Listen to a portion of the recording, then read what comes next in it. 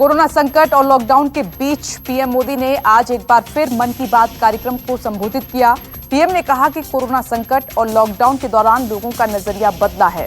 प्रधानमंत्री नरेंद्र मोदी ने कहा, आम लोगों में डॉक्टर, पुलिस, सफाई कर्मी को लेकर सोच में बदलाव आया है। ताली, थाली, दिया, मोमबत्ती जैसी चीजों ने नई भावनाओं को जन्म दिया है। इस जज्बे से देशवासियों ने कुछ न कुछ करने की ठान ली है।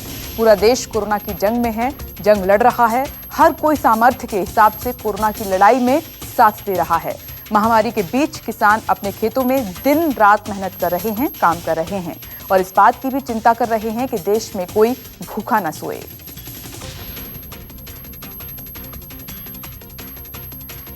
गृह मंत्रालय ने दुकानें खोलने की रियायत के बाद दिल्ली में जरूरी और गैर जरूरी दुकानें खुलेंगी। हॉटस्पॉट इलाके में अब भी नहीं खुलेंगी दुकानें। मॉल, शॉपिंग कॉम्प्लेक्स और मार्केट नहीं खुलेंगी। दुकानें खोलने पर लॉकडाउन के नियम का पालन करना होगा। मास्क और सोशल डिस्टेंसिंग का ध्यान रखना होगा। दिल्ली के मुख्यमंत्री अरविंद केजरीवाल ने डिजिटल कॉन्फ्रेंसिंग के जरिए ऐलान किया। अरविंद केजरीवाल ने कहा कि केंद्र सरकार के दुकान खोलने के आदेश को दिल्ली में लागू किया जा रहा है।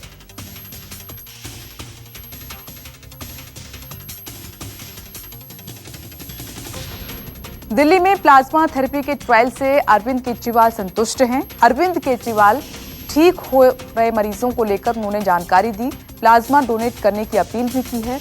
अरविंद केजरीवाल ने बताया, प्लाज्मा थेरेपी से गंभीर लोगों की सेहत में लगातार सुधार आ रहा है। एलएनजेपी अस्पताल में कल एक मरीज को प्लाज्मा दिया गया। उनकी हालत बेहद नाजुक थी और आज सुबह तक उनकी तबीयत में काफी अच्छा सुधार हुआ है। अरविंद केजरीवाल ने कहा, खुशी है कि सभी धर्मों के लोग आगे आकर लोगों की जान बचाना चाहते हैं। जिन लोगों की जान बच गई है वो अब कोशिश कर रहे हैं कि दूसरे लोगों की जान बचे। मुसलमान का प्लाज्मा हिंदू की और हिंदू का प्लाज्मा मुसलमान की जान बचाएगा।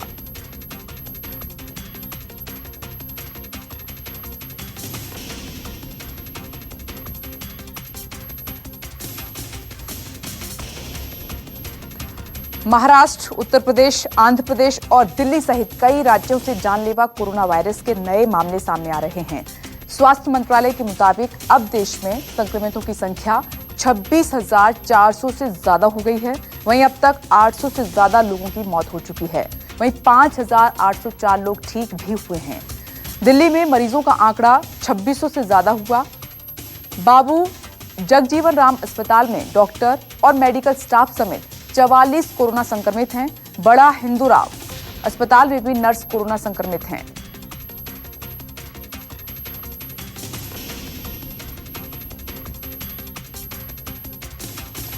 महाराष्ट्र के मुख्यमंत्री उद्धव ठाकरे ने प्रेस कॉन्फ्रेंस की, कहा ट्रेनें नहीं खुलेंगी पर राज्य में फंसे मजदूरों को वापस भेजने के लिए सरकार हर संभव प्रयास कर रही है, कोशिश कर रही है। मजदूरों को उनके घर भेजने के लिए सरकार लगातार कोशिश में लगी हुई है और इसके बाद दूसरे राज्यों से बात भी की जा रही है। सीएम उद्धव ठाकरे ने कहा है कि अगर ट्रेन चलाई गई तो भीड़ होगी और अगर भीड़ हुई तो कोरोना संक्रमण बढ़ने का और खतरा हो सकता है। संक्रमण बढ़ा है तो लॉकडाउन को और भी बढ़ाना पड़ेगा। सीएम ने कहा है कि कोटा में फंसे राज्य के छात्रों को भी वापस लाने की प्लानिंग की जा रही है।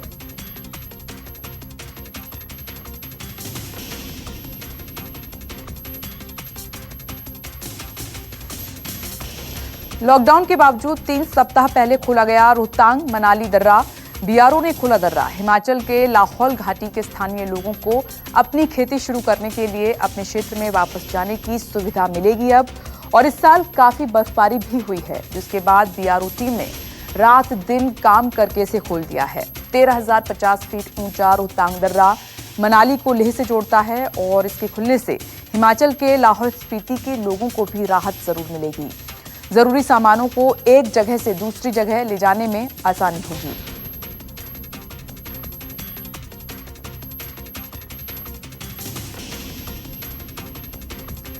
कोरोना संकट के बीच व्हाट्सएप पर 1,000 रुपए देने की खबर को सरकार ने गलत बताया। कहा, सरकार ऐसी कोई योजना नहीं है।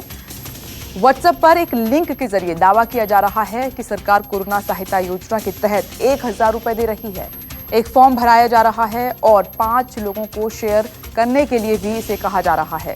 सरकार ने साफ कर दिया है कि अपनी डिटेल किसी के साथ आप शेयर ना करें, ना दें।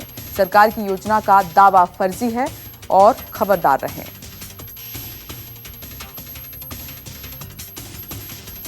आपको घुटन से बचा सकता है मास्क पर हर्बल स्प्रे का छिड़काव। भारतीय वैज्ञानिकों ने बनाया है हर्बल स्प्रे।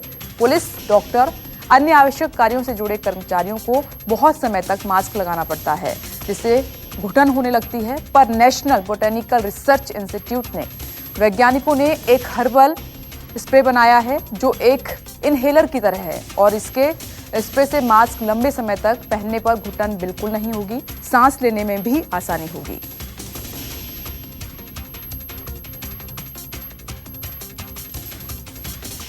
यूपी के एटा में घर में बच्चों समेत 5 शव मामले में पुलिस ने खुलासा किया।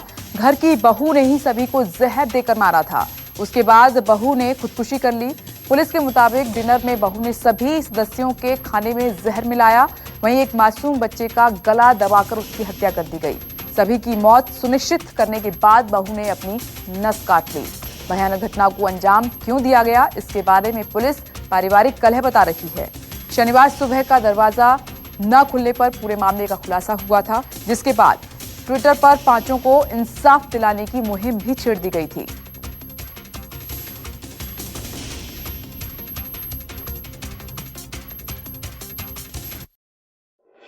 अगर आपको हमारा ये वीडियो पसंद आया हो तो इसे लाइक और शेयर जरूर करें। अगर इस वीडियो पर आपकी कोई राय है तो नीचे कमेंट भी कर सकते हैं। और हाँ, देश और दुनिया की तमाम खबरों से वाकिफ रहने के लिए अभी सब्सक्राइब करें न्यूज़ 24 का YouTube चैनल। न्यूज़ 24, निष्पक्ष खबरें।